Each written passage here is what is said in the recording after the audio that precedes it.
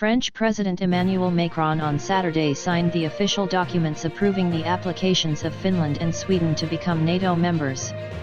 While Macron once called the US-led military bloc brain dead, he has switched tacks since Russia launched its military operation in Ukraine.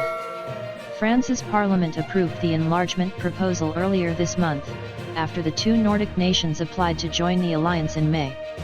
By petitioning the Western Bloc for membership, both renounced their prior non-alignment, with Finland officially having been neutral since shortly after World War II and Sweden since the early 19th century.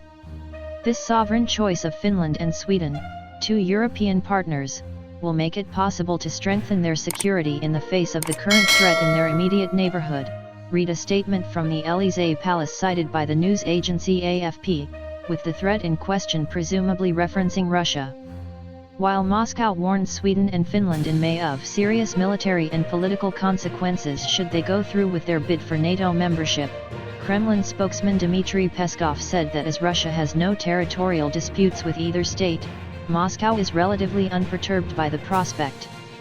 By contrast, Russia has for decades described the prospect of a NATO-aligned Ukraine as an unacceptable security threat, ultimately sending troops into the country partly in an effort to prevent this outcome.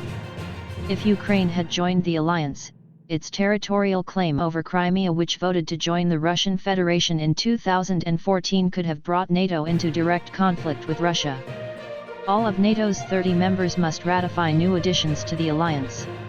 Turkey threatened in May to veto Finland's and Sweden's membership bids, citing the alleged support of Stockholm and Helsinki for Kurds that Ankara considers terrorists. A tentative deal between Turkey and the Nordic countries has apparently been reached, with Sweden on Thursday announcing the extradition of a Turkish national to his home country. It is unclear whether the suspect was on the list of alleged terrorists wanted by Ankara. Turkish Foreign Minister Mevlut Cavusoglu stated on Thursday that his government would meet with Finnish and Swedish officials later this month to further discuss the two states' NATO applications.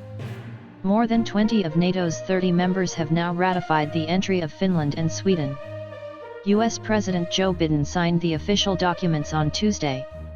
Macron's signature comes 3 years after he described the Cold War-era alliance as brain dead, and suggested that the EU look after its own defense needs with a common European army. However, Macron has since shifted his position, describing the conflict in Ukraine as an electroshock of awakening for NATO. The French president, however, has shied away from some of the harsher anti-Russian rhetoric of his NATO allies.